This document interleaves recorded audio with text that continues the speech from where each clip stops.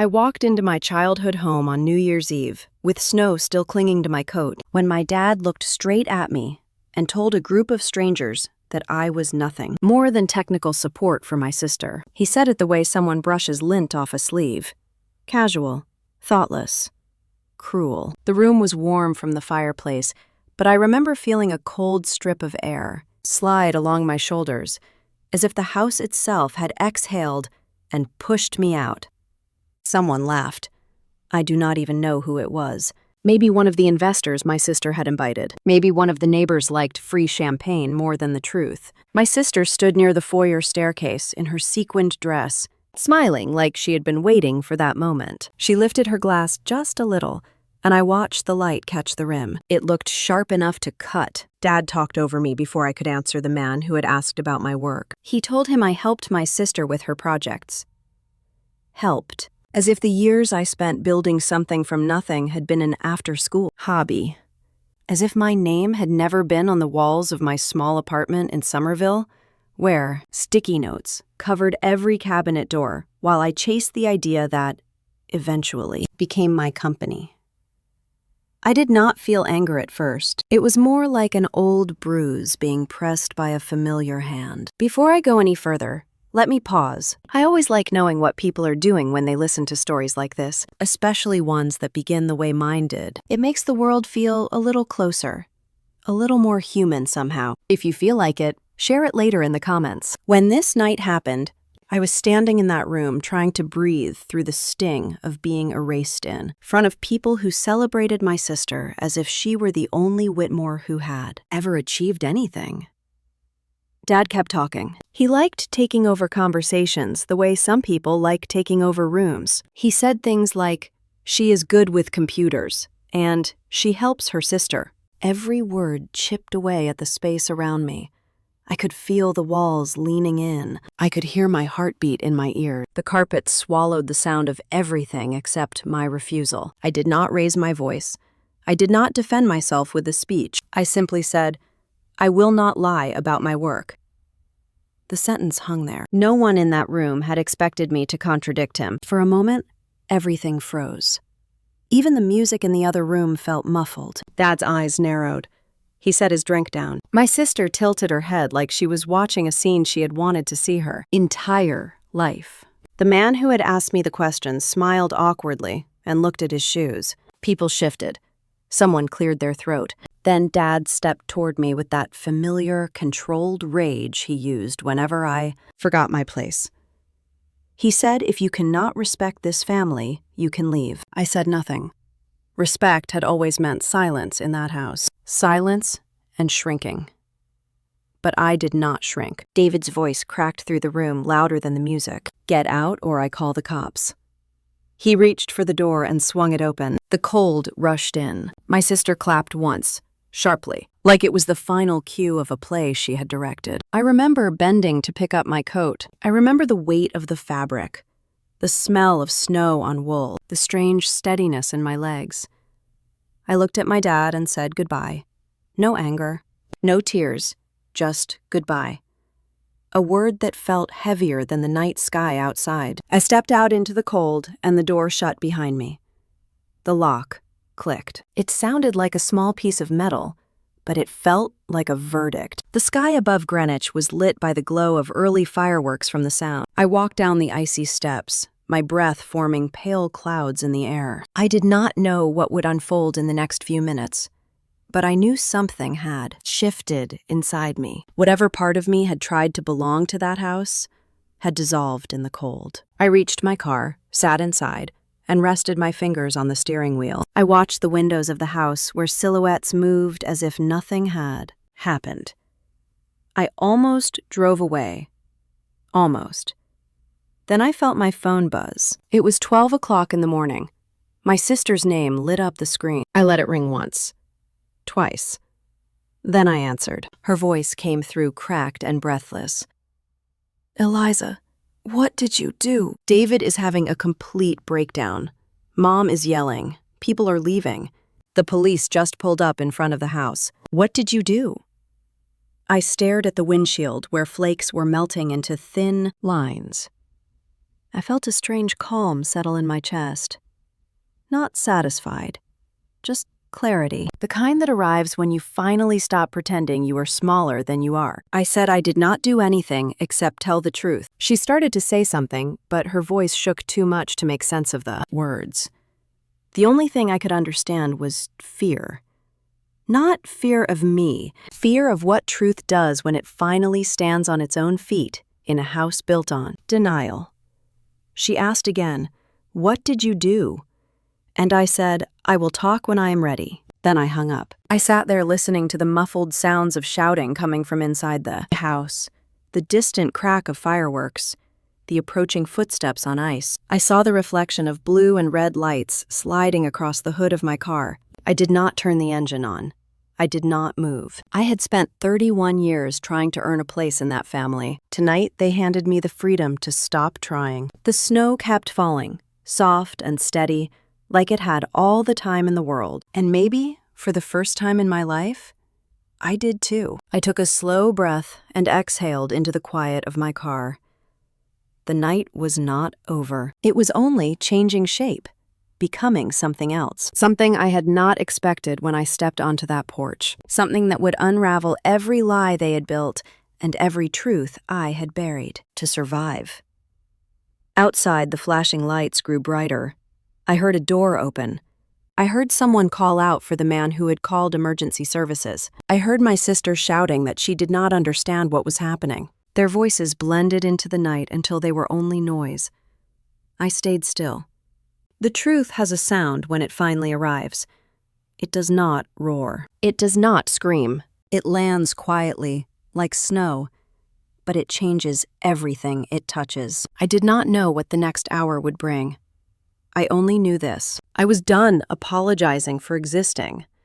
I was done making myself smaller, and whatever was unfolding behind those walls was the beginning of something they never saw coming. The house that had erased me was about to learn what happens when the invisible daughter finally stops disappearing. I lifted my eyes toward the falling snow and waited for the moment that would change all of us. The officers were already walking toward the front door, and my story had only just begun. I remember sitting there in my car, watching their silhouettes move across the porch, when a strange heaviness settled in my chest. Not fear, not worry, something older than that. A memory rising from a place I had spent most of my life trying to quiet. The kind of memory that makes you realize nights like this never start on this. Nights, they happen. They start years earlier in the smallest moments. Moment you think you have forgotten, until they come back and fit into place like pieces of a puzzle you did not know you were building. The truth was, I knew that moment on the porch was inevitable. Maybe not the police lights or the shouting or the snow melting on my windshield, but the feeling of being pushed out of a house that was never truly mine. It had been growing for years, women into the rhythm of my family life, long before I turned 31, or built a company or filed a patent with my name on it. When I was a child, the Whitmore house had its own weather system, one that never matched the seasons outside. In winter, the rooms were warm but felt cold. In summer, the sunlight looked filtered, as if the windows only allowed in the parts that did not disturb anything. Everything in that house was curated, impressive when guests were around, quiet and polite when we were alone. My family liked order.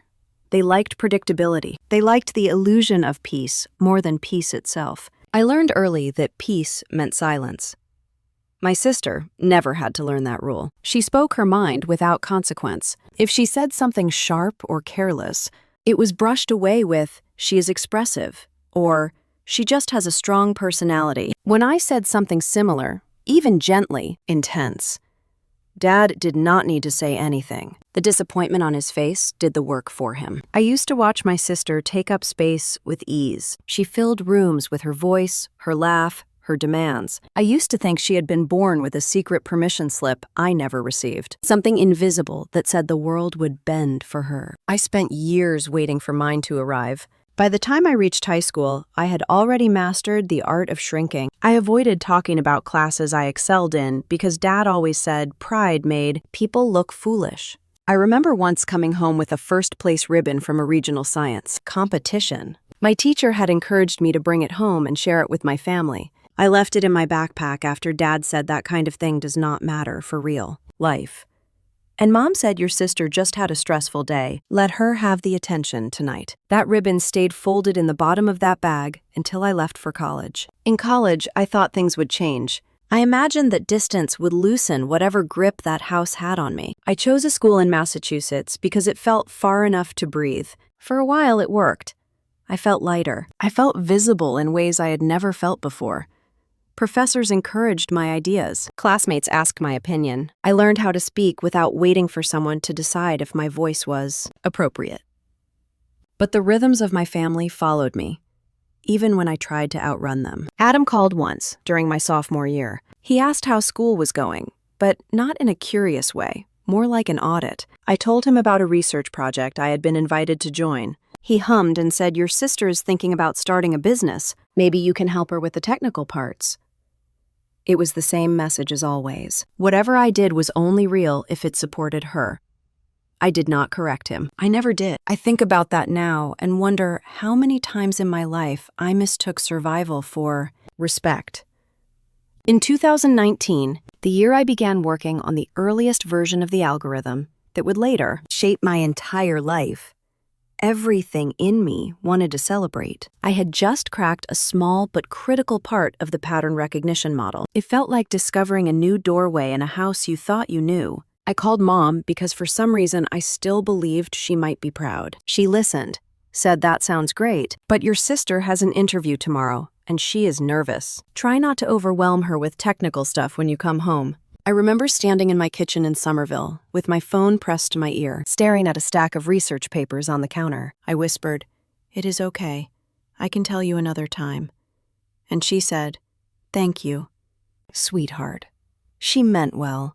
She always meant well. But good intentions do not erase a lifetime of being told to dim your own light. I learned to swallow my words. I learned to offer my accomplishments like they were inconveniences. I learned to be small in a family that rewarded loudness. Between 2019 and 2021, as my work grew and my confidence quietly tried to keep up, the gap between who I was at home and who I was outside widened. At the lab, I was respected.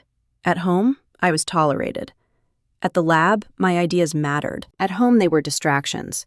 Dad rarely asked what I was building. Mom said science was wonderful, but she did not understand any of it. My sister told people I fixed her devices, because that was easier to explain. I still tried, though.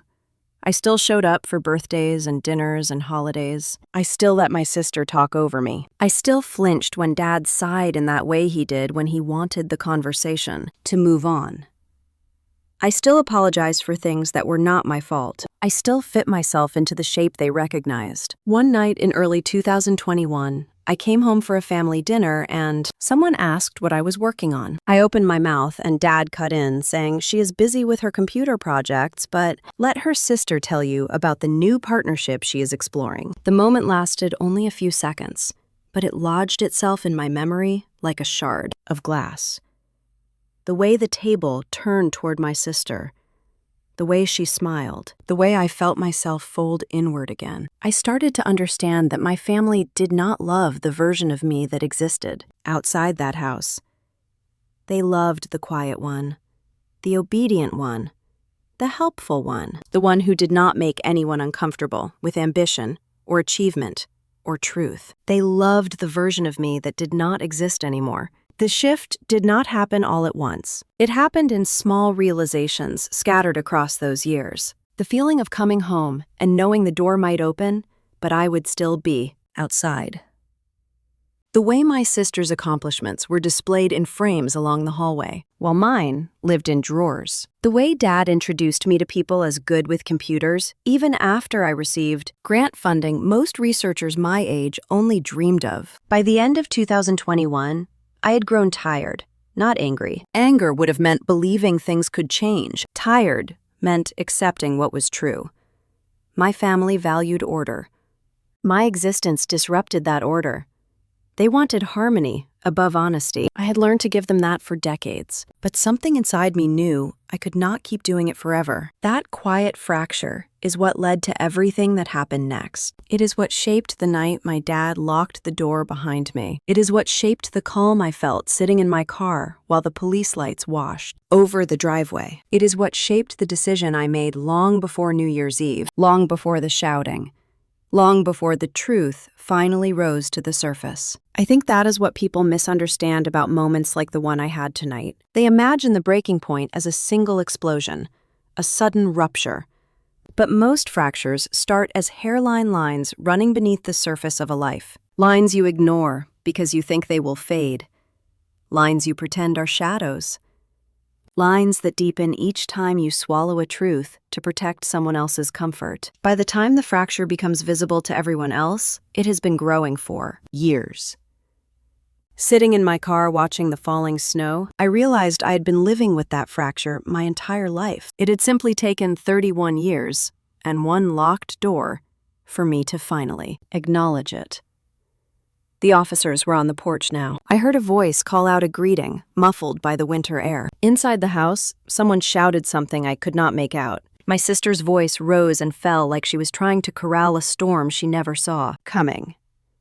And all I could think was that the girl I used to be, the one who tried so hard to be small, would not have recognized the woman sitting in that car now. The one who refused to lie. The one who walked away. The one who had finally stopped shrinking. I let out a slow breath. Snowflakes drifted across the windshield and melted as soon as they touched them. Glass. For the first time in my life, I did not wonder what my family wanted from me. I wondered what I wanted for myself.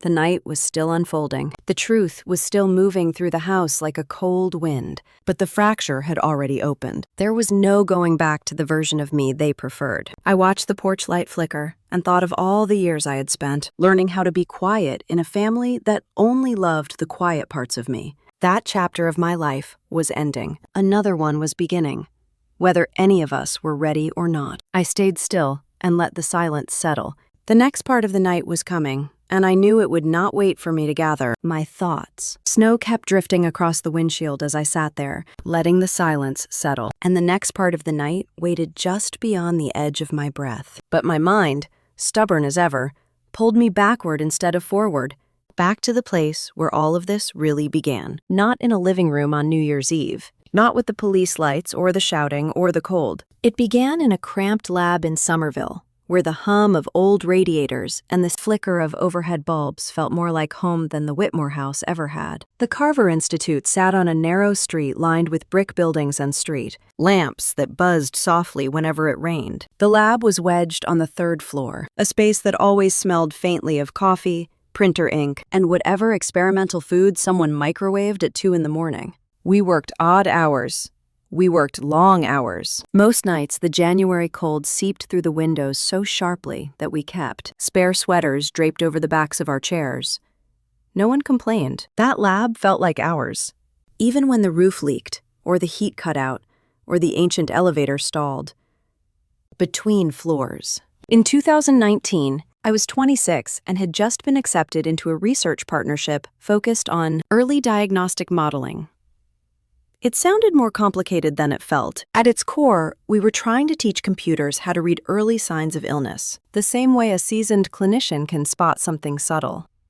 Not magic, not miracles, just patterns hiding in places most eyes cannot see. I liked the work because it was patient. It rewarded persistence more than brilliance. You could stare at a problem for weeks, convinced it hated you.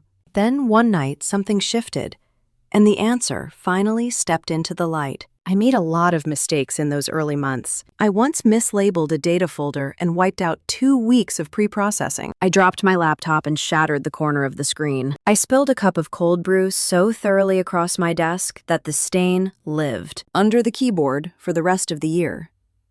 But the work kept calling me back, even when I felt overwhelmed, even when I felt underqualified, even when my family asked me when I was going to get a real job.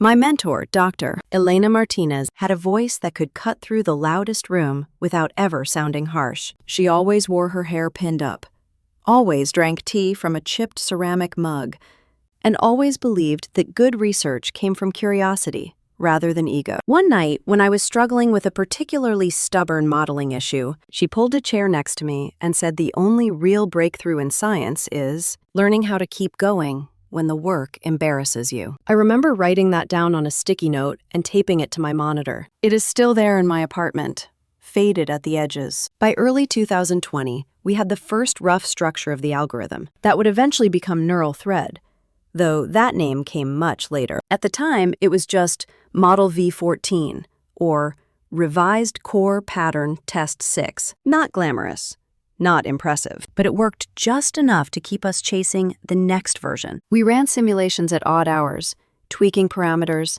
testing image sets, celebrating tiny victories like they were revelations. I loved that period of my life. I loved walking home from the lab in the early morning with my hair smelling like machine oil and my hands sticky from too many energy bars. I loved the glow of porch lights in Somerville as the world began to wake up. I loved the quiet pride of knowing I was building something, even if no one in my family ever asked about it. My sister called occasionally during those years, usually when she needed help fixing something. She never asked what I was working on. She never asked how I was doing. She always sounded busy, as if every conversation was a favor she was granting me by picking up. I once tried to tell her about the early detection accuracy we had achieved that week. She said, "That sounds good, but can you help me with a proposal for a potential investor?" Then she talked for the next 15 minutes about her travel plans. I do not think she meant to be dismissive. She just grew up believing her world mattered more. In the spring of 2020, I filed the first provisional patent application. I had been encouraged by Dr. Martinez and 2 colleagues who believed that my specific structure for pattern segmentation was unique enough to protect. Filing it was terrifying. I had never put my name on something that was official before. I kept checking the timestamp on the confirmation email, like it might disappear if I blinked too hard. I saved everything. Every draft, every note, every email. Not because I expected anyone to challenge me one day, but because I was proud. That was new. Pride felt like a foreign emotion in my mouth, but I held on to it anyway. At home, though, none of that mattered. The few times I visited during those years, Dad still introduced me as good with computers. Mom still said she wished I had chosen something easier to explain. My sister still filled the space with her ambitions and her charm, while I stayed quiet, so the night would stay peaceful. I had learned that the cost of speaking was often higher than the value of being heard. In late 2020, a small opportunity came through a nonprofit healthcare group that wanted to explore early screening tools. Dr. Martinez asked me to take the lead on the presentation. I was nervous. I was excited. I practiced for days. When I mentioned it to my family over Thanksgiving dinner, my sister changed the subject to talk about a new luxury pilot program she was pursuing. Dad nodded politely, then asked if I could look at his laptop because it had been running slowly. Mom said she hoped I would not get too stressed about work because stress made it difficult. I remember driving back to Massachusetts that night with the taste of disappointment thick in my throat. I rolled down the window on the interstate just to feel the cold air hit my face and remind me I was still real. 2021 was the year everything accelerated. Neural thread, as we later named it, started showing promising consistency rates. We secured a research extension. I was invited to present at a regional conference. My sister called that same week to say she was considering a new product line and needed help writing the technical description. I offered to guide her through it. She asked if I could just do it instead. She said it would only take me a few minutes. It took me 3 hours, and I never got a thank you. In April of that year, my family asked if I could advise on a concept for a potential medical technology expansion they were discussing for Whitmore Industries. They made it sound casual, almost like a family favor. I said yes. I should not have. But old habits die slow. I thought maybe this time it would feel different. Maybe they would finally see the work I had done. Maybe sharing it would bring us closer. It did not. The first meeting I attended with them took place in a conference room with floor-to-ceiling windows overlooking the river. My sister did most of the talking. presenting slides I had helped her organize. When questions turned technical, she gestured toward me and said, "My sister helps with the computer parts." I felt the old familiar shrinking inside my chest. I answered the questions anyway, but I did it gently, careful not to make her look unprepared. Careful not to make Dad look irritated. Careful not to seem too proud. After the meeting, Dad said, "Good job," in the same tone he used when I set the table, correctly, as a child. Then he applauded my sister for leading the entire conversation. She accepted the praise easily. She always did. I went home that night and opened my patent files again. I read every timestamp twice. I reminded myself that whatever happened in that conference room, my work belonged to me. Not them, not the company, not my sister. Me. In the summer, I received a call from our research coordinator confirming the next stage of development for the algorithm. It meant long hours. It meant high stakes. It meant real progress. I was ecstatic. I wanted to share the news. But when I messaged my sister, she said she was busy preparing for a big presentation. Dad did not respond. Mom sent a heart emoji and asked if I could come home soon because my sister was feeling overwhelmed and needed support. I did not reply to that message for 2 days. That was when I began to understand that supporting my family had become a one-way street. Whatever I gave disappeared into the landscape of their expectations. No acknowledgement.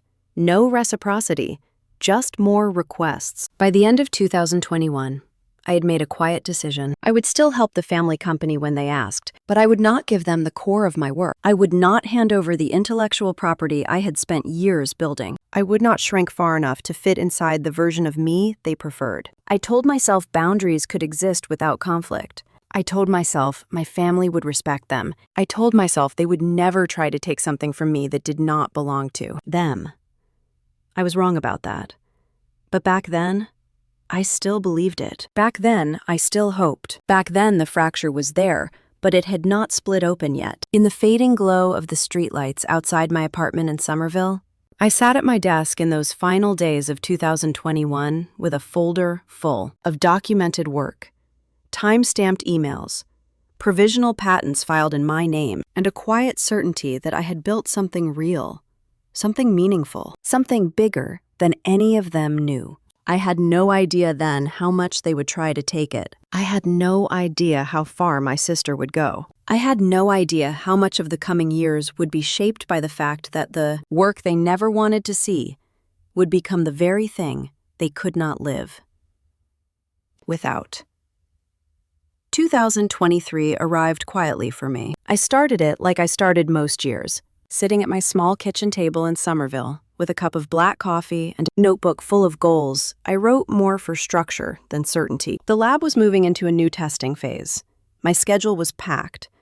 My sister barely called anymore except when she needed something technical. My dad left short messages asking if I could help her prepare for investor meetings. Mom sent reminders that family dinners were still on Sundays and that it would mean a lot if I came. I rarely did. In early February, my sister asked me to join her for a meeting at a downtown Boston office space they were temporarily leasing. She said it was casual and that she only needed some quick clarification on a few concept slides. I believed her.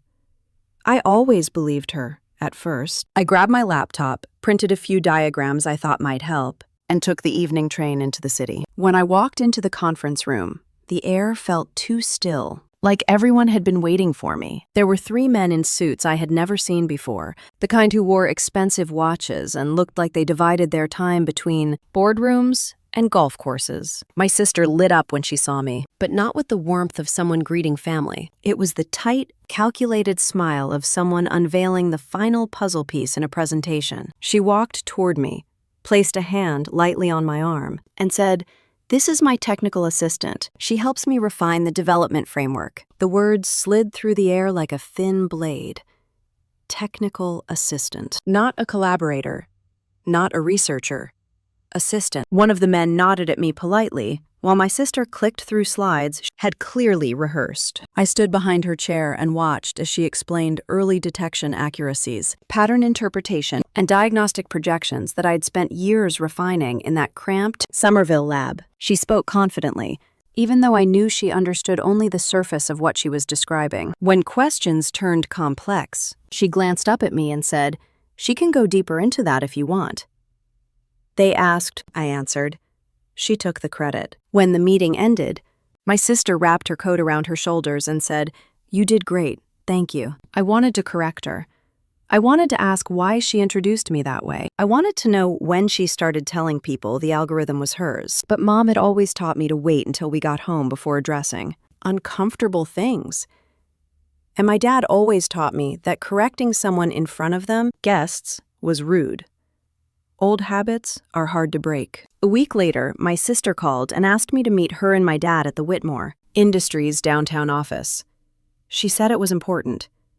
I almost did not go. I should not have gone, but I still wanted to believe my family would do the right thing if they only understood how much work I had poured into this project. So I took the train again, rehearsing what I would say, telling myself this was simply a misunderstanding. My dad was already seated when I walked in. He always liked to give the impression he had been waiting a long time, even when he had arrived minutes earlier. My sister sat beside him, her arms crossed and her expression serious. "There is something we need from you," my sister said. She slid a stack of documents across the table. I recognized the format immediately. A non-disclosure agreement. Thick.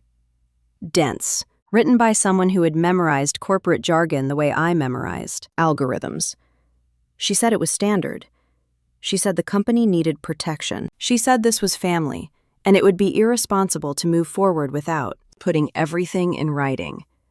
He nodded in approval. His silence was a form of pressure all its own. The room felt tighter with every passing second. I picked up the document and skimmed the first few pages. It was broad.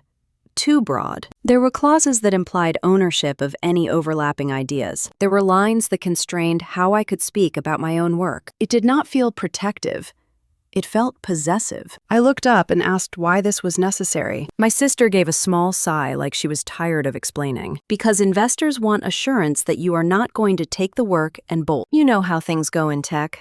People get greedy. Greedy. The word hit harder than I expected. I had never asked them for anything. I had stayed quiet my entire life so they could have peace. And now the assumption was that I would betray them.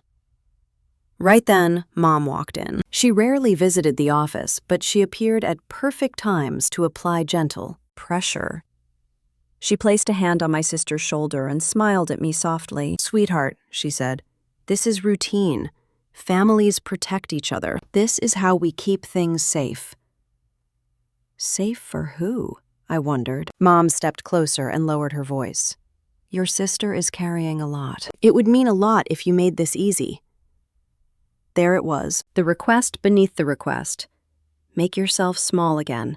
Do not cause trouble. Be the peaceful one. Sign the papers and let everyone breathe. I felt the old shrink inside my chest, that familiar collapse. I could hear the voice that ruled my childhood whisper, "Just sign it and keep that peace. It is only paperwork." So I signed. I signed because I trusted the people in that room. I signed because I did not want to be the source of conflict. I signed because I believed they would never use it against me. I was wrong. A month later, I was invited to another meeting. This time it was larger, a mix of internal department heads and outside partners. My sister stood at the front of the room with a clicker in her hand. She wore a white suit that made her look like the centerpiece of the entire operation. I sat in the back row, quiet as always. She began the presentation by describing a breakthrough in early detection, modeling. My breakthrough. She showed diagrams I recognized immediately, layouts I had created, color-coded pathways I spent long nights fine-tuning. She delivered the presentation smoothly, confidently. She told them the model had been conceptualized in-house by Whitmore Industries, under her leadership. Not a single word about the lab. Not a single word about my team. Not a single word about me. I felt my breath thin out. I waited for her to mention my involvement. She did not. I waited for her to acknowledge my contributions. She did not. She only paused once, to adjust a slide, the very slide that held the mirrored structure I had discovered in the winter of 2019. Seeing it under her name felt like being erased in slow motion. The applause at the end of her presentation sounded distant. People congratulated her. Someone said this could change everything. My dad hugged her and told her he was proud. Mom wiped a tear and said she always knew her daughter was destined for something extraordinary. No one looked at me. After that meeting, I walked out of the building and sat on a bench near the street. Cars passed. People talked. The city moved around me like nothing had happened. But something had. Something quiet and devastating. That was the moment helping my family stopped feeling like duty and started feeling like erasure. By the time the bus pulled up, I had already made a silent promise to myself. I would document everything. I would save every file. I would print every email. I would timestamp every decision. I would keep a detailed log of every instance where my work appeared under someone else's name. Not to use them against them. Not because I wanted revenge, but because I knew now, with a clarity that chilled me, that my family did not see me as a collaborator. They saw me as an accessory. In the weeks that followed, I watched my sister present my ideas to more groups. I watched my dad beam with pride. I watched Mom encourage her. I watched decision-makers nod approvingly as she spoke, and I sat there, shrinking in a room that grew smaller each time she took more credit than she deserved. One afternoon in early summer, I opened my laptop and created a folder titled Proof. Inside it, I stored my original diagrams, drafts, time-stamped code snippets, emails from Dr. Martinez, provisional patent confirmations, and detailed notes from every meeting. It was the first boundary I had ever set.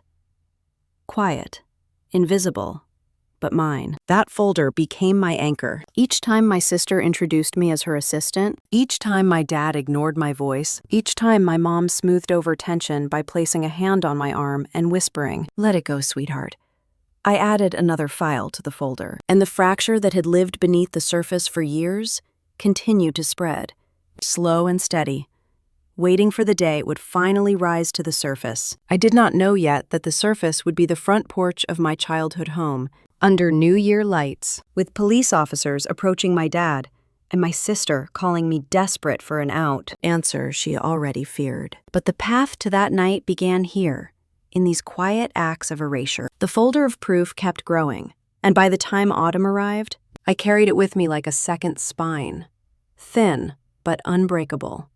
Thanksgiving crept closer in the way holidays always do when you are dreading them. Slow at first, then suddenly, right at your doorstep, whether you are ready or not. I told myself I would not go that year. I told myself I did not owe my presence to people who pretended not to see me. But old habits, especially the Whitmore kind, had a way of pulling me back. Thanksgiving in our family was always an orchestrated event. My dad liked the table set with the same china Grandma used. Mom fussed over centerpieces. My sister floated from room to room, greeting guests like she owned the air they breathed. The house smelled like roasted turkey and citrus glaze. Laughter echoed from corners where people stood holding crystal glasses. The whole thing looked like a magazine spread. Perfect, shiny, curated. I walked in carrying a dessert I had baked myself. Something simple, a pumpkin loaf, because it was the only recipe I knew by heart. My sister glanced at it and said, "Cute," before turning back to her conversation. Mom kissed my cheek, but her eyes darted around the room as if making sure I had not brought tension with me. He asked how the project was going, but did it in that tone that suggested he already needed the conversation to be over. I said it was progressive. He nodded once, then walked away before I could say more. People arrived in waves. My sister positioned herself near the fireplace, where the lighting was flattering, and the photographer Mom hired every year could catch her from the right angle. When it came time for introductions, he stood beside her and said, "This is our pride and joy, leading our next chapter at Whitmore Industries. She is extraordinary." The room clapped politely. She blushed modestly, even though she had known this moment was coming. When it was my turn, Mom placed a gentle hand on my back and nudged me forward, saying, "This is Eliza. She is still figuring out her path." She said it kindly, as though the softness made the words less diminishing. Still figuring out her path. I was 31. I had a patent. I had a working model being evaluated by research committees. But in that room, none of it existed. My sister added she is brilliant with computers. She helps me sometimes. The guests smiled at me with the kind of pleasant indifference people give to someone they assume is unimportant to the main story. I felt myself shrinking again, the way I always did in that house. Not because anyone forced me to, just because that was the role I had been assigned long before I understood I could refuse it. Dinner conversations swirled around me, deals being discussed, vacations being planned, achievements being praised. When people asked my sister about the year she had, she beamed and told them things she had done, things she had not done, and things I had done, but she had claimed. When people asked her how she learned so much about the algorithm she had presented to investors, she said I just pick things up naturally. It is like a gift. No one asked me anything, not even Mom. Every time I tried to enter a conversation, someone spoke louder over me or shifted the topic in a way that pushed me aside. I felt invisible in a room full of people who claimed to know me. Toward the end of dinner, when dessert plates were being cleared, Mom leaned close to me and whispered, "Sweetheart, try not to be so intense tonight. You make people uncomfortable when you focus too much on your work. Just relax. Let things flow." I stared at the flickering candles on the table. The melted wax dripping down the sides looked steadier than I felt. I excused myself and walked out the back door into the cold. The yard was quiet except for the rustle of leaves in the wind. I stood there with my breath rising in little white clouds and felt the familiar ache that came with being erased in plain sight. Inside, laughter spilled from the living room. My sister's voice floated above the rest. Mom's soft hum of approval wrapped around her words. My dad clinked glasses with someone. The warmth they shared never seemed to reach me. I walked to my car and sat with my hands gripping the steering wheel. Something inside me finally snapped. Not loudly, not dramatically, but cleanly. A small, silent break that told me I could not keep living in the shadow of a family who needed me to be lesser so they could shine brighter. I drove away before dessert was even served. 2 days later, after replaying every moment of that night in my mind, I called a number a colleague at the lab had given me months earlier. A lawyer named Daniel Price, someone who specialized in intellectual property rights. I hesitated before dialing. I had never spoken to a lawyer about anything in my life. Doing so felt like betrayal, even though I was the one who had been betrayed. Daniel met me in his office in Cambridge. It was a modest space, with shelves stacked to the ceiling and a window that overlooked a narrow alley. He greeted me with a calm smile and asked what brought me in. I told him everything. Not in a neat, rehearsed way. The words came out tangled, emotional, heavy. I told him about the meetings, the presentations, the NDA my family pressured me into signing, the way my sister had stepped into rooms holding my work like it was hers. He listened carefully. He did not interrupt. He took notes. When I finished, I felt drained, like I had poured out years of silence in 1 hour. He asked if I still had the patent documents. I nodded. He asked if I had records, drafts, timestamps, emails. I nodded again. He leaned back in his chair and said something that made my chest loosen for then. First time in months. Your NDA does not override your ownership of your intellectual property. It protects company discussions, not the work you created independently. They cannot take what is yours unless you give it to them willingly. I blinked at him, trying to absorb the meaning of his words. Daniel continued, "Families often confuse access with ownership. What you shared verbally does not erase your authorship. The patent filings are concrete, your timestamps are concrete. The work is legally yours." It was the first time someone outside my circle of research had recognized my work as something real, something worth protecting, not something to be dimmed or minimized or handed over for someone else's. Advancement. I asked him what I should do next. He said, "For now, nothing drastic. Keep records. Keep everything organized. Do not sign anything else under pressure. And most importantly, understand your leverage. Your work has value, whether your family acknowledges it or not." His words sat with me long after I left his office. The sun was beginning to set, casting long shadows across the sidewalk. People walked past carrying grocery bags and bundled children. their lives unfolding without the weight I carried. Yet I felt something shift inside me, a small but undeniable spark of agency. I drove back to Somerville with the window cracked open, despite the cold. I needed the air. I needed the reminder that the world outside my family was bigger than the rooms in, which I had spent years trying to belong. That night, I opened the proof folder on my laptop, added my notes from the meeting with Daniel, and reorganized every document by date. The act felt grounding, almost like reclaiming parts of myself I had handed away piece by piece. For the first time in a long while, I allowed myself to believe that the future did not have to look like the past, that I did not have to shrink anymore. That truth, once spoken, had a way of reshaping everything around it. I closed the laptop and sat back, letting the quiet fill my small apartment. Thanksgiving had left an ache in me, but it had also left clarity. I could not keep living as the unnamed daughter in my own family. The path ahead was still dark, uncertain, full of things I could not yet see. But I knew one thing. I was done erasing myself so others could take the lead. And the next step in that journey was already waiting for me. Just beyond the edge of that cold November night, Dad had barely finished speaking in that clipped, disappointed tone of his before the line went silent. And I sat there, staring at my phone, feeling that familiar heaviness rise in my chest again. But it did not crush me the way it used to.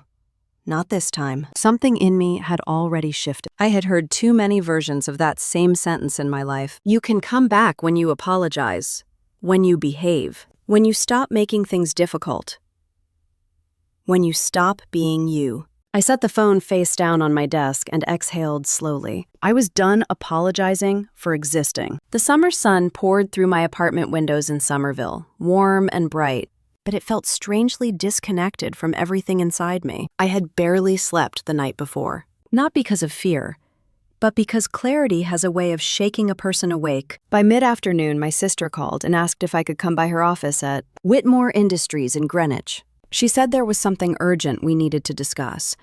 I knew the tone. I knew the urgency. I also knew it would have nothing to do with me and everything to do with what she needed from me.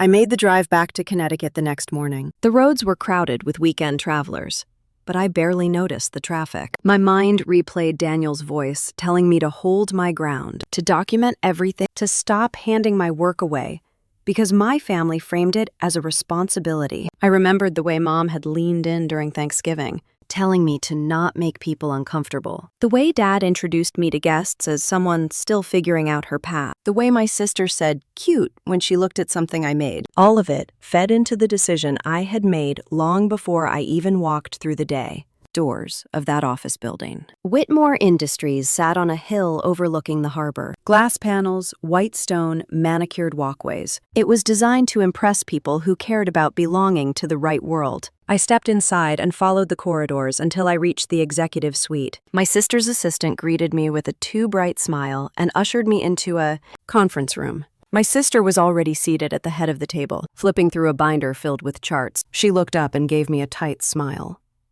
You came. Her tone made it sound like she was surprised I still responded when summoned. I pulled out a chair and sat across from her. What is this about? She closed the binder and folded her hands. Eliza, the company is facing a crisis. Investors are withdrawing. Contracts are slowing. This house of cards can fall at any moment. We need the algorithm. Your algorithm. The tone she used suggested she still believed the separation between my work and the company was negotiable. She leaned forward. You need to hand over everything you have. Every file, every update, all of it. No preamble, no courtesy, no acknowledgement of the years I had spent building something from nothing. It was a demand delivered as though she were asking me to pass the salt at dinner. I stayed quiet. She took that as an invitation to continue. Eliza, this will save the company. Think about what is at stake. Employees, partners, our reputation. If you care about the family at all, then you must do this. My chest tightened. The guilt rope she liked to hold over me had always been pulled with precision. I no longer felt compelled to grab the other end of it. I said I have already shared more than I should have. The algorithm belongs to me. The patent is under my name. The improvements are mine. I have documentation for every revision. She blinked, confused. I am not asking for ownership. I'm asking for access. But that was not the truth, and we both knew it.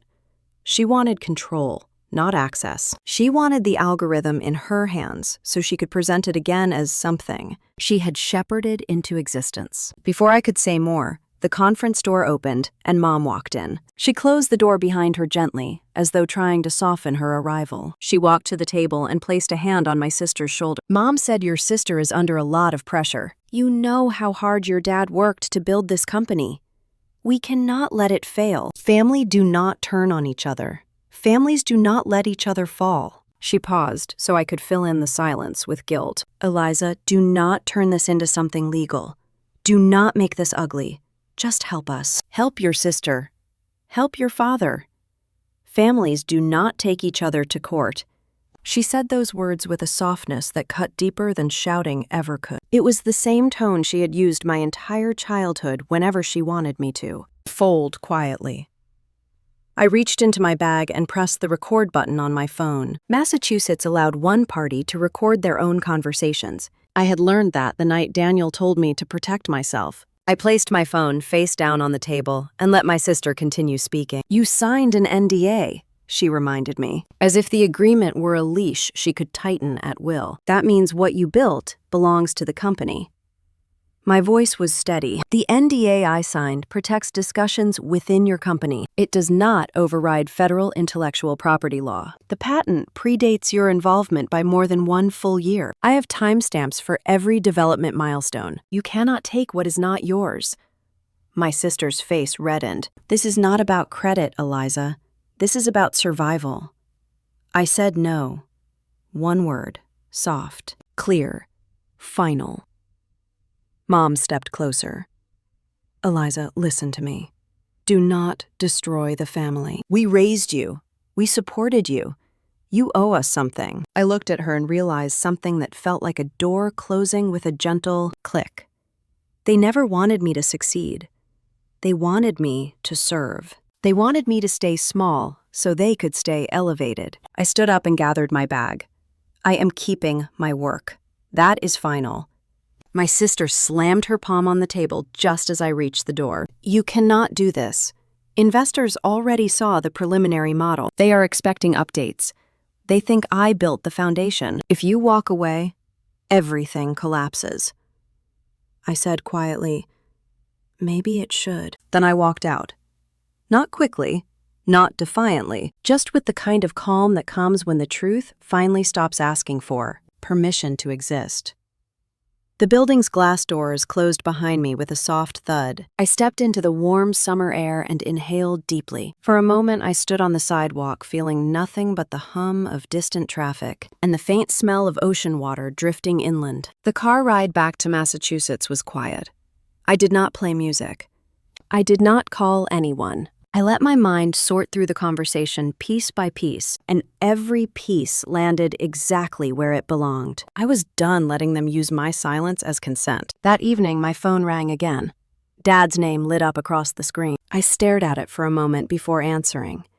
His voice was firmer than usual. Your sister called me. She said you made a scene. She said you refused to help. She said you walked out like a child.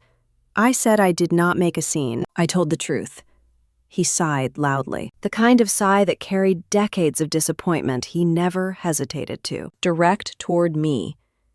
Eliza, you owe your mother and sister an apology. This is not how a member of this family behaves. If you want to come back into this family, then you need to correct what you did today.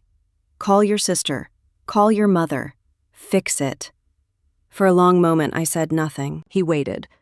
I think he expected me to fold the way I always had. He expected the old version of me, the one who apologized simply because the alternative was losing connection. But the version of me standing in my apartment that night had nothing left to offer. Blind obedience.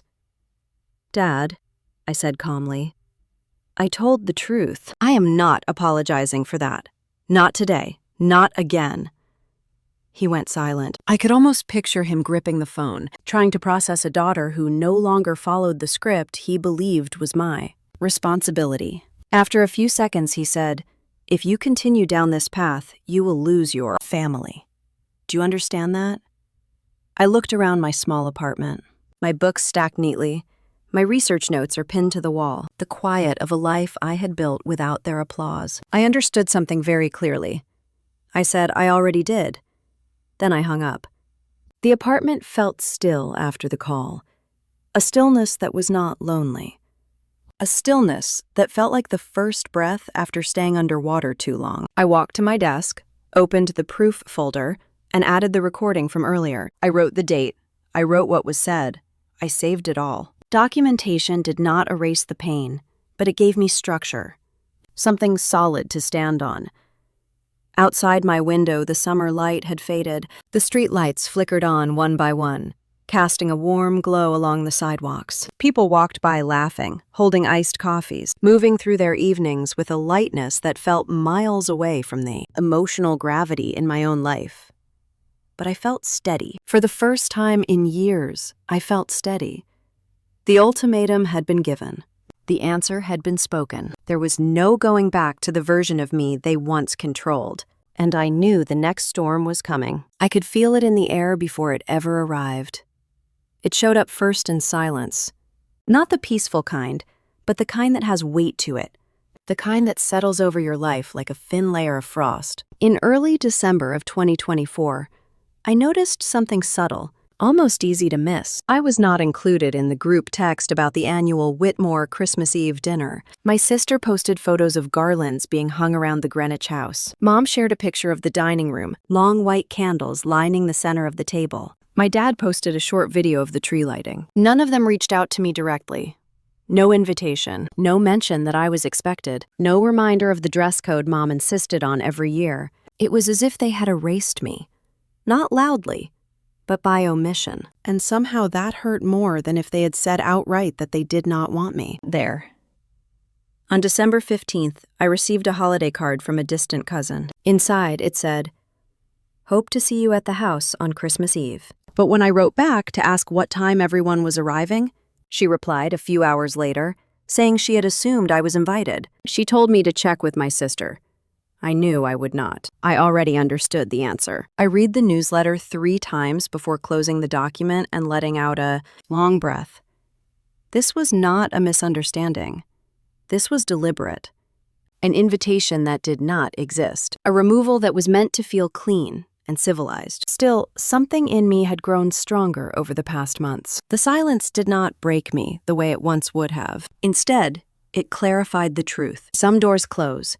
Not because you failed, but because other people cannot tolerate what your existence reveals about them. 3 days later, an entirely different message arrived in my inbox. It was from a journalist named Megan Caldwell from an international business magazine. She said she had heard rumors about my work, about the research I had done at the Carver Institute, about a new medical technology moving toward approval. She said there was talk of an IPO on the horizon, and she wanted to speak with me for a feature scheduled to run on January 1st. My heart raced as I read her email again and again.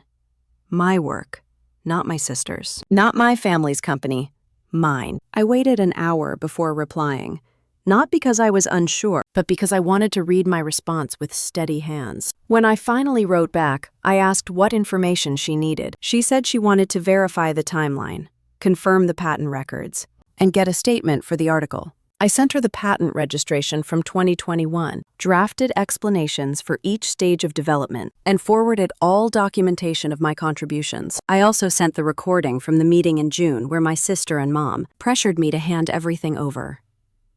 An hour later, my phone rang. It was Megan. Her voice was calm, but I could hear the interest beneath it. She said the evidence was clear, the timeline impeccable, the originality undeniable. She asked if I felt comfortable being publicly credited as the creator and lead, developer of the algorithm. I sat on the edge of my bed, staring at the wall as if the right answer might be written there. I said yes. She told me the feature was scheduled to be published exactly at midnight on New Year's Day. Years. That timing was intentional. She said investors would be watching for announcements the moment the year turned. Companies often released major news on January 1st at exactly 12 in the 8 morning.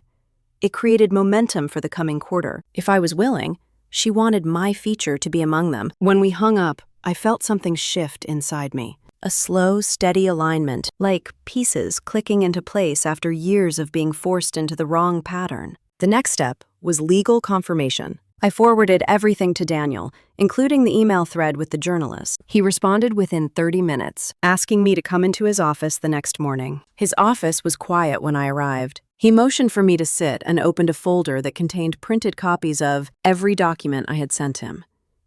He said nothing at first. He simply reviewed each page, tapping the corner of the papers with his finger as he read. When he finally spoke, his voice was firm. "Eliza," he said, "you have every legal right to publish. The NDA your family pushed onto you does not apply to this work. The work predates it. The patent predates it. The development is well documented. You can speak freely. You can publish freely, and no court in the country would stop you." I swallowed hard. Even though I knew this intellectually, hearing it from him felt like someone unlocking a door inside my chest. He said my sister would likely panic once the article was released. There might be accusations. There might be attempts to spin the narrative. But he reassured me that the truth had strength beyond what fear could manipulate. He said intellectual property law exists for situations exactly like this, where someone tries to claim what they did not create. Before leaving his office, I asked him one last question. If the article goes live at midnight, what happens next? He said simply, "The world adjusts to the truth." My final call was to my mentor at the Carver Institute, Dr. Helen Roth. She was the one who had encouraged me when I doubted my work, the one who pushed me to file the patent early, the one who reminded me that brilliance is often invisible in the wrong rooms, but undeniable in the right ones. When she answered, I felt my throat tighten. I told her everything, not just the technical part, but the personal part, the family part, the erasure, the exhaustion, the painful loyalty I had carried for too long. She listened quietly. When I finished, she said she would stand behind me. She would testify to the authenticity of the work. She would verify every detail if called upon. And then she said something that made my eyes sting. "It is time for people to know the truth, Eliza. You have spent your life building something real. Do not let the ones who refuse to see it control the story." After I hung up, I sat in the quiet of my apartment, letting her words settle. It was the first time someone had spoken to me as though my work deserved protection rather than sacrifice. In the days leading up to Christmas, I stayed busy finalizing files for Megan, verifying timelines, sending additional documentation she requested. The more we worked, the clearer the feature became. She sent me a draft on December 23rd. My hands shook as I scrolled through it. My name was printed at the top. My contributions are detailed. The development process explained. The timeline laid out with precision. And embedded throughout was the truth of what had happened. What I had created. What had been taken. What I refused to surrender. Christmas Eve arrived without a word from my family. Not even a mass text. My sister posted a photo of herself in a red dress beside the decorated staircase. My dad posted a picture of the champagne tower. Mom posted a video of guests arriving. I watched each one without feeling like I was missing something. There is a difference between being excluded and being freed. By December 29th, Megan sent the final version of the article. She said everything was ready. All she needed was my final confirmation to schedule publication at exactly 12 in the morning on the first day of the new year. I thought long and hard about the moment, about what would happen when the clock struck midnight, about what it meant to speak publicly after spending a lifetime being told to be quiet. I thought about my sister presenting my work without blinking. I thought about him demanding I apologize if I wanted to be a member of the family again. I thought about Mom looking down at her hands instead of defending me. And then I clicked yes. The night of December 31st, I sat alone in my apartment, the lights low, the city outside glowing with anticipation. Midnight approached slowly, like a tide gathering its momentum. My heart beat steadily, not fast, not frightened, just steady. For the first time, I felt like the world was shifting into alignment with something I had always known deep down. I was done hiding. I was done being erased. I watched the clock tick toward the final minute. I felt the weight of everything behind me and the shape of everything ahead. The air felt different, dense with possibility. And as the seconds slipped toward the moment the year would turn, I breathed in and allowed myself one quiet thought. The truth is coming. I whispered that to myself as the final seconds of the year ticked away in my quiet Somerville apartment. Outside the window, the sky glowed with scattered fireworks crackling in the bilge. Distance, their colors bursting against the dark winter air. Inside the room, the only sound was the faint hum of my radiator and my own steady breathing. Midnight arrived, not with fanfare, but with a kind of solemn dignity that made my chest tighten. My phone buzzed at exactly 12 in the morning. It was an alert from the magazine's publishing system confirming the feature was live. I stared at the screen for a long moment. My name, my work, my story, all of it out in the world, no longer trapped inside a house that refused to acknowledge me. I felt a strange mixture of relief and grief, as if something had been released and something else had been lost forever. I set my phone down on the kitchen counter and poured myself a glass of water, my hands trembling just enough that I had to steady the rim against the sink. At 12:01, the phone rang again. The screen lit up with my sister's name. I froze. For a moment, I considered not answering, but I picked up. Her voice was shaking. "Eliza, what did you do? Dad cannot breathe. Mom is screaming. People are still here. Everyone has seen it. What did you do?" I closed my eyes and leaned against the counter. I told the truth. She began talking fast, too fast, stumbling over her words. "You cannot do this. You cannot publish private things. Investors are calling. People are asking why the company said it was our work. Dad says he is calling the police. He is saying you trespassed on the property earlier today. He is furious. He is out for blood." I said quietly, "I never trespassed. You know that." She kept going as if she had not heard me. "He is out of control. He said you humiliated him. He said you embarrassed the family on the biggest night of the year. He is really calling the police, Eliza. They are on the way." Her panic washed over the line, but it did not enter me. Something in me had already anchored. I ended the call without arguing.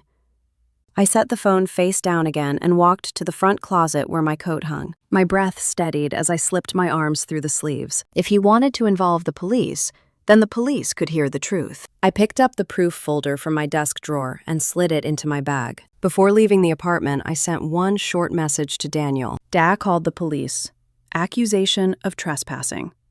At the house now." Seconds later, he responded, "I am on my way. Do not speak to anyone until I arrive." The roads were nearly empty as I drove through the winter night. The city's holiday lights shimmered along the edges of the highway. My tires hummed against the pavement, steady and soft. With every passing mile, my hands loosened their grip on the steering wheel. By the time I reached Greenwich, the tension in my chest had transformed into a cool, focused calm. When I pulled up to the house, the driveway was still lined with cars. The lights from the windows spilled across the front lawn, illuminating patches of snow. I could hear voices inside, raised and frantic. I took a slow breath and walked toward the door. Before I reached it, 2 police cruisers pulled into the driveway behind me. Their headlights washed over the house, casting sharp shadows. Officers stepped out, adjusting their jackets against the cold. Another car pulled in right after them. Daniel stepped out, dressed in a dark winter coat with a briefcase in hand. His expression was steady and unreadable. He walked toward me. "Are you ready?" I nodded. We approached the front door together. Before we could knock, it swung open. He stood in the doorway, his face red, his shirt collar undone. Behind him, I could see guests crowded in the foyer, some still holding champagne glasses, others whispering hurriedly. It looked chaotic, almost theatrical, like a scene in a play where the actors had lost control of the script. He jabbed a finger toward me. "Officers, that is her. She trespassed on my property earlier today. She has been causing problems. I want her removed immediately."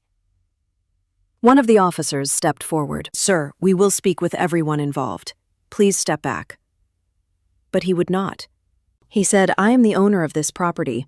I have every right to have her arrested. She has no permission to be here. She has violated personal and private boundaries, and she is interfering with family business." Daniel spoke calmly. Officer, Mr. Whitmore is incorrect, legally and factually. My client committed no violation, but more importantly, Mr. Whitmore does not have ownership rights to this property. He has no standing to make a trespassing claim. My dad stared at him in confusion before turning redder. What are you talking about? This is my home. I have lived here for 30 years. You do not get to walk in here and tell me I have no rights to my own house. Daniel opened his briefcase and withdrew a thick envelope. Inside it were printed property records, title documents, and a notarized statement. He handed them to the officer. Officer, this house has been under the legal ownership of Mrs. Whitmore's mother since 2016. My client's grandmother. She purchased it outright and retained sole ownership. Mr. Whitmore is listed nowhere on the deed or the mortgage records. He cannot evict anyone, and he cannot file trespassing charges. He has no legal authority over the premises, despite living here. The officer flipped through the documents slowly. His face contorted. He looked toward the guests who had begun murmuring. His voice became shaky. That is impossible. That house was mine. I paid for it. Daniel's voice remained even. The records indicate otherwise. Your mother-in-law purchased it with funds from a trust. You have been living here with permission, but that permission is not tied to ownership. You cannot call the police on someone who has equal or greater standing than you. In fact, since my client was invited here previously, you cannot bar her entry without the actual owner's authorization. Guest leaned in closer. My sister appeared behind him, pale and wide-eyed. Mom stood a few feet away, gripping a napkin tightly, her shoulders trembling. No one spoke. The silence settled heavily in the foyer. My dad sputtered, trying to regain control. This is my house. I am in charge here, and she cannot come into my home and humiliate me. Daniel said respectfully, Sir, this is not your home, and any humiliation that is occurring is the result of your own misunderstanding of the law. My dad looked as if someone had slapped him. His mouth opened, then closed, then opened again without sound. The officer handed the papers back. Mr. Whitmore, you cannot file a trespassing complaint on property you do not legally own. We cannot proceed with your request. My dad stepped back, his breathing sharp. His tie hung crooked. His cheeks were blotched. I had never seen him look so small in his own doorway. One of the officers turned to Daniel. You mentioned a second matter regarding your presence. Daniel nodded and removed a second envelope from his briefcase. Yes, officer. In addition to responding to the unfounded accusation, we are here to serve a civil action regarding intellectual property theft. My client is filing suit against Ms. Caroline Whitmore for misappropriation of proprietary research, including attempts to present patented material as her own in corporate settings. The gasp from the room was instant. My sister froze. Her mouth dropped open, her face draining of color as the officer stepped toward her. She looked at me with a mixture of fear and disbelief. Eliza, you would not. You cannot. We are family. I felt the words settle in the air, heavy with irony. Daniel handed the officer the documents, then repeated for clarity. My client is pursuing civil charges. These papers formally notify Miss Whitmore of pending litigation. This includes evidence of recordings, timestamps, patent filings, and her documented attempts to claim ownership of the technology in question. The officer approached my sister and said her name. She took a small step back, but there was nowhere to go. People parted around her, their eyes fixed on the unfolding scene. The officer placed the papers gently in her hands. She stared down at them like they were burning her. My dad lunged forward. You cannot serve papers in my home. You cannot do this in front of my guests. This is unacceptable. Daniel looked at him with calm precision. Legally speaking, sir, this is not your home. And yes, we can. My dad made a choking sound, as if he had swallowed something hard. He turned toward Mom, his voice cracking. Did you know about this? Did you know your mother still owned this house? But the question came out weak, almost childlike. Mom's lips parted, but no words came out. My sister clutched the papers with trembling fingers. She stared at me as though seeing me clearly for the first time in her life. Her voice was barely a whisper. You actually went through with this. I said I gave you 3 years to do the right thing. You chose not to. The foyer was silent again. completely silent. Even the guests who had been whispering moments earlier stopped breathing audibly. The only sound in the entire house was the faint ticking of the antique clock in the hallway. He stood frozen. My sister looked shattered. Mom covered her mouth with her hand. One of the officers cleared his throat. "We consider this matter resolved on the criminal side. There is no trespassing, no grounds for removal. We will file our report accordingly." Daniel nodded. "Thank you, officers." His knees weakened and he gripped the edge of the entry table as if the room had tilted beneath him. The confidence he always wore like a shield had evaporated completely. Everything he had shouted earlier now hung heavy in the air, exposed and embarrassing. No one spoke.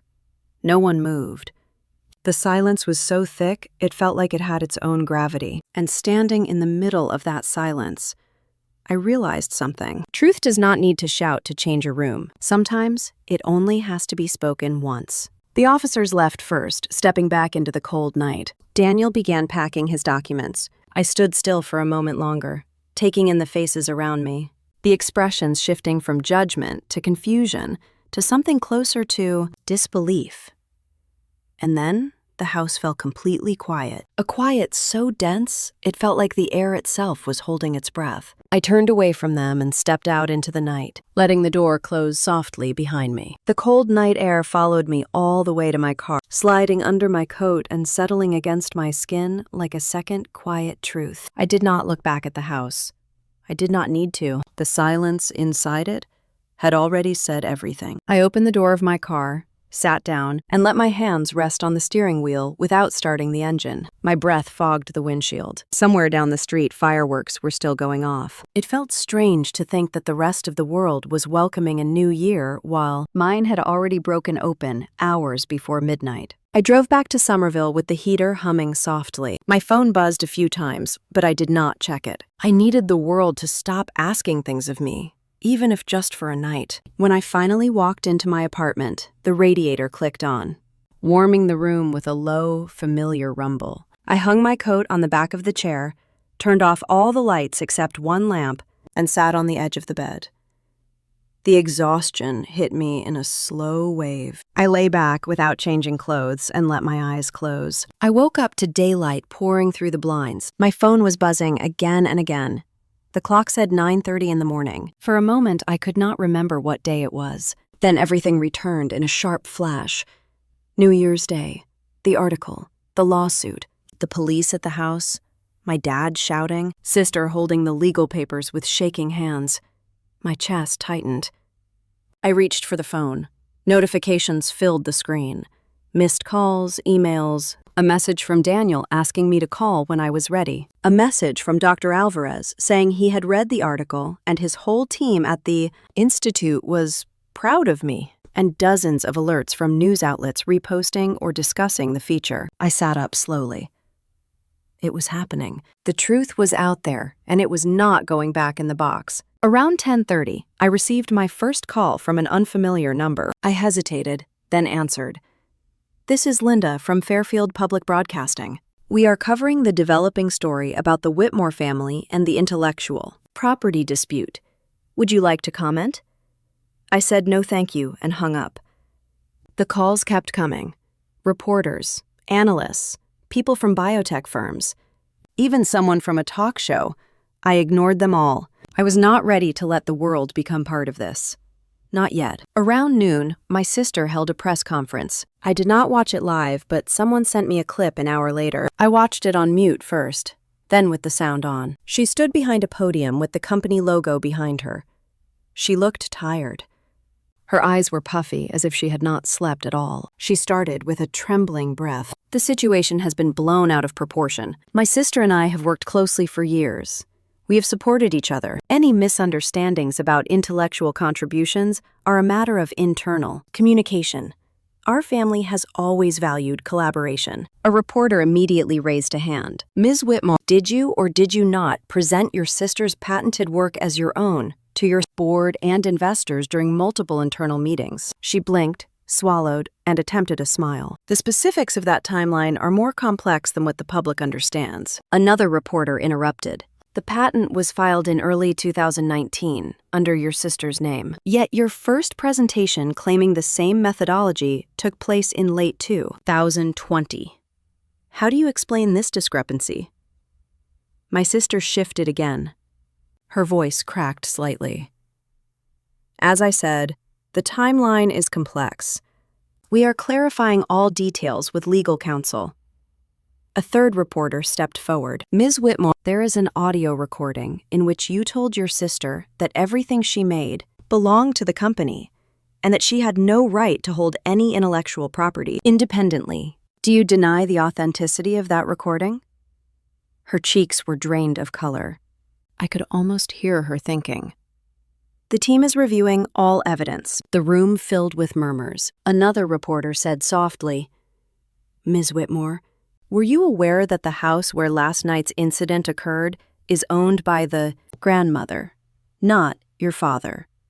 My sister stiffened. I cannot comment on personal matters. Someone added, Miss Whitmore, what is your response to allegations that you misled investors about the origins of the technology? She closed her eyes for a moment, then abruptly ended the conference. The clip cut off there. I let the phone fall onto the couch cushion. I felt a strange ache in my chest.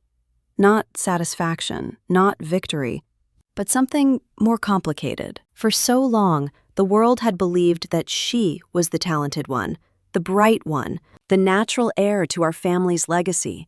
I had spent years shrinking myself to fit into the space they left me. Now the world was asking her questions she could not answer. It was not revenge, not exactly. It was simply truth catching up. That afternoon, the board of Whitmore Diagnostics announced a temporary suspension of my sister's leadership role pending an internal investigation. Stocks dipped. A major hospital contract worth $15 million was frozen.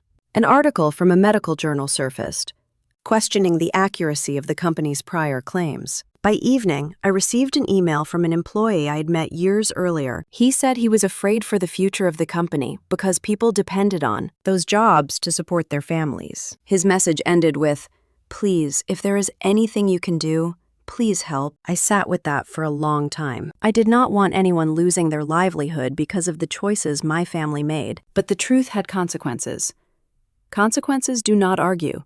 They do not negotiate. They arrive when they are ready. The next morning, I walked to the coffee shop near my apartment. The air smelled like snow, even though none had fallen. The streets were quieter than usual. I ordered a latte and waited by the window. After a few minutes, my phone buzzed again. It was a call from my mom. I hesitated, then answered.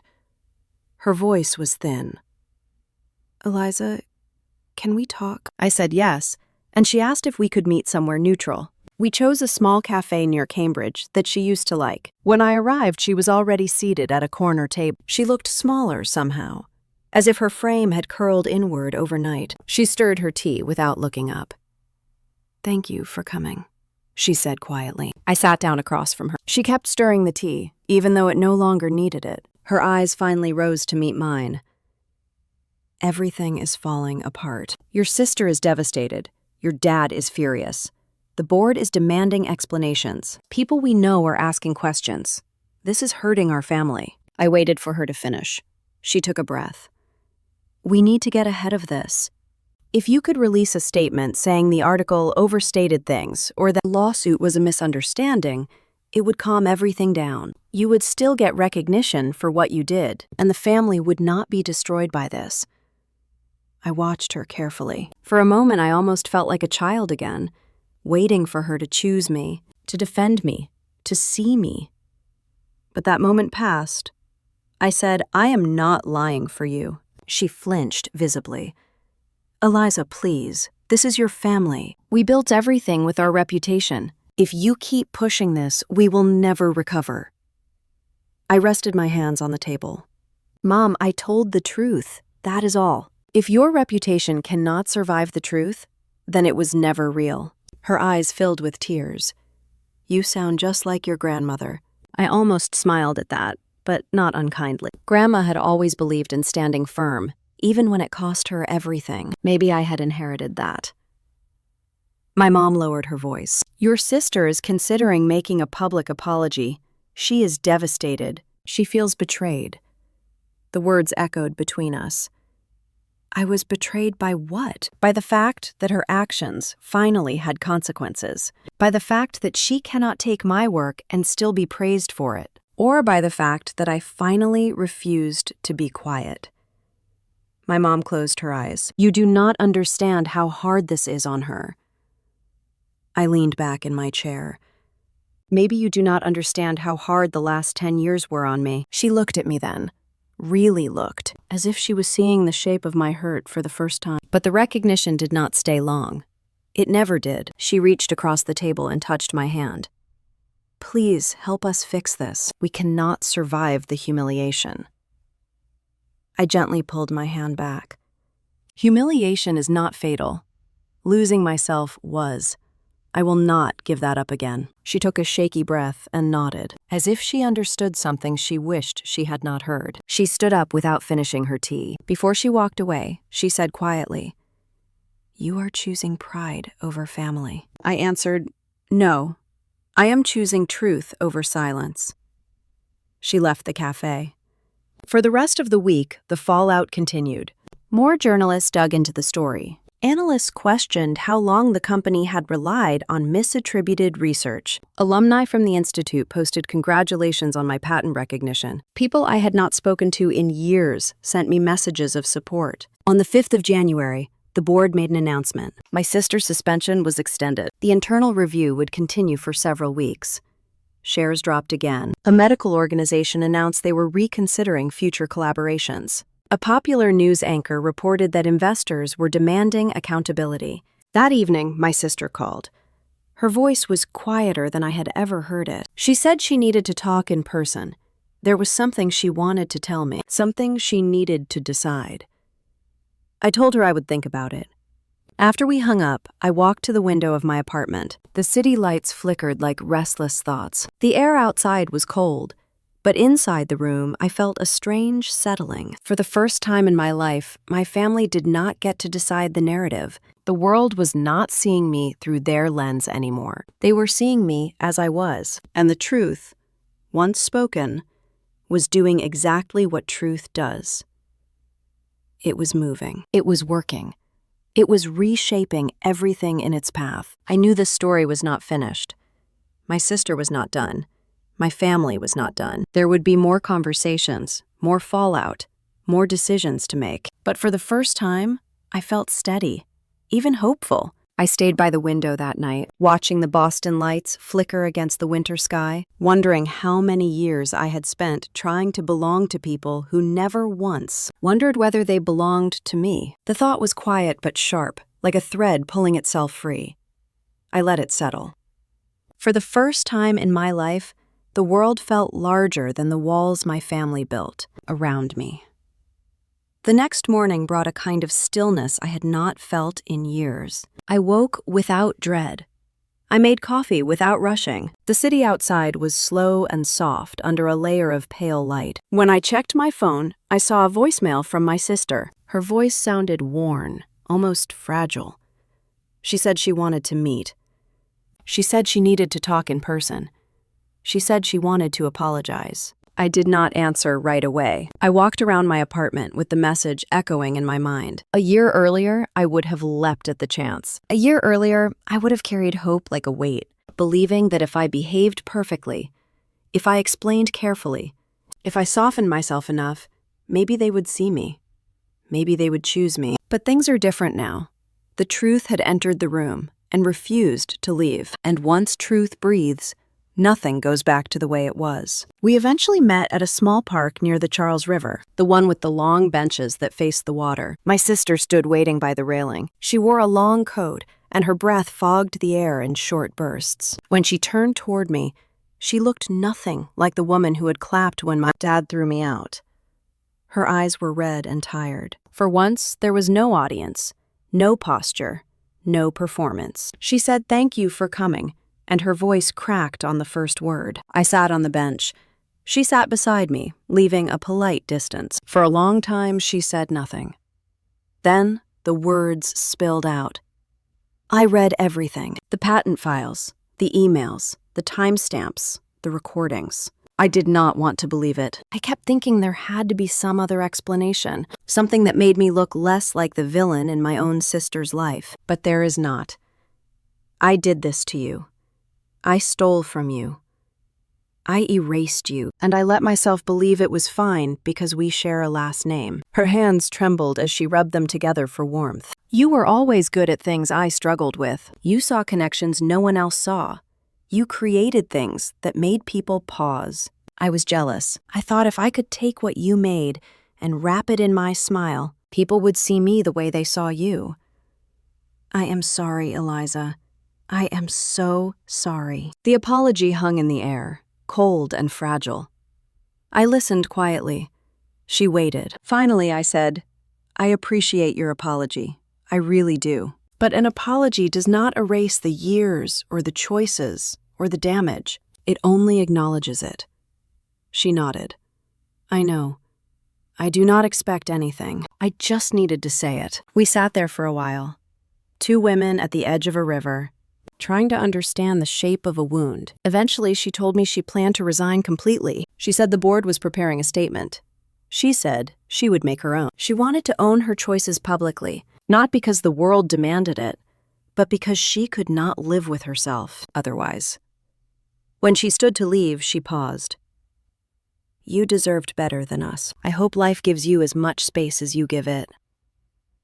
I watched her walk away. I did not feel triumph or satisfaction. What I felt was a soft ache, the kind you get when something finally breaks open and begins to heal. The months that followed moved quickly. By February, my work had attracted the attention of a research hospital in Baltimore. They wanted to collaborate on a diagnostic program using early-stage detection models. Meetings were long, but energizing. For the first time, I felt like people were speaking to me, not around me, not through me, but directly to me.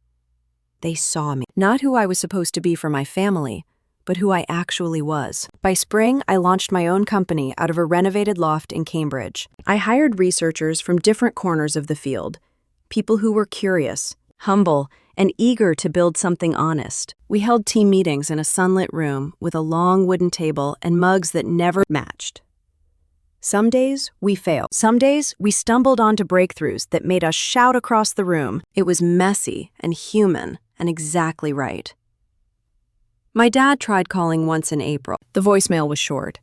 He said he wanted to discuss misunderstandings. He said the family needed to heal. He said reputations could be rebuilt if I cooperated. I never returned the call. My mom reached out more gently. She sent emails instead of demands. She asked how I was doing. She asked if she could visit. I did not say no, but I did not say yes. Instead, I said, we can talk, but only if we speak honestly. No image management, no pretending. She agreed. And for the first time in my life, we had a conversation that did not circle around my silence. She did not defend what happened. She did not minimize it. She simply said she was sorry she did not protect me better when I was young, and that she had been afraid of conflict for so long she did not realize her silence became its own form of violence. The words were imperfect, but real. I forgave her, not in a dramatic moment, not in a single breath, but slowly, over the course of many conversations. Forgiveness took shape like a new language I was learning, one I had not grown up speaking. It did not mean returning to the past. It meant acknowledging it without letting it hold me anymore. By summer, my company signed its first major contract with a medical center in Seattle. The deal was worth several $1 million and would expand early diagnostic access for thousands of patients. I celebrated with my team by ordering takeout and eating on the floor because we had not bought enough chairs yet. We laughed until our stomachs hurt. In the fall, I was invited to speak at a Women in STEM conference in Chicago. The room was filled with young researchers, older scientists, women who had been silenced, overlooked, underestimated. I told them my story. Not the scandal version, not the headline version, but the human one. The one where a girl learned to shrink to survive, then learned to unshrink to live. When I finished, the room was quiet. Then they stood and clapped for so long I had to blink back tears. December arrived faster than I expected. Snow dusted the sidewalks. My office was warm with buzzing heaters and holiday snacks. My team wrapped up our last project of the year and exchanged small gifts, mostly inside jokes written on sticky notes. Life felt full in a way I had never known, full of people who saw me without needing me to be smaller, full of work that reflected my mind instead of someone else's need to own it, full of breath, full of possibility. On the morning of December 31st, 2025, I woke up in a soft pool of sunlight. I made coffee, wrapped myself in a sweater, and walked to the office, even though the building was officially closed. I liked being there when it was quiet. The big windows overlooked the city. The lights shimmered over the river. It felt peaceful. That evening, I hosted a small gathering at my apartment. Not a party, just a group of people who had become my people. My team. A few friends from the Institute. Even my mom, who arrived early and helped slice fruit in the kitchen. We talked about work and books and the strange joy of finding community later in life. We sat on the floor with plates in our laps. It was nothing like the parties my family used to host, the ones where everyone smiled but no one breathed. This was different. This was alive. A little before midnight, I stepped onto the balcony for a moment alone. The sky above Boston was dark and soft. The sound of laughter drifted from inside. I held a glass of champagne and let the cold air settle around me. 1 year earlier, I had stood outside my parents' house with nothing but my coat and my dignity. 1 year earlier, I had been locked out and erased. Now I stood in a life I built myself. My phone buzzed. A message from my sister. Happy New Year. I am doing better. I hope you are too. Thank you for being honest when I was not brave enough to be. I typed back a simple, Happy New Year, and put the phone away. Inside, someone began counting down from 10. I walked back in and joined the circle. Voices rose, laughter tangled with hope. When the room erupted at midnight, I felt something open in me. A soft, steady warmth. Not belonging had once felt like a wound. Now it felt like a beginning. When the noise settled, I raised my glass slightly and said quietly, more to myself than anyone else, I exist. Fully. Finally, and if you have ever been told that you were too much or not enough for your own family, remember this. Silence can be power, and truth can be the loudest revenge. Tell me in the comments what integrity means to you and where you are listening from.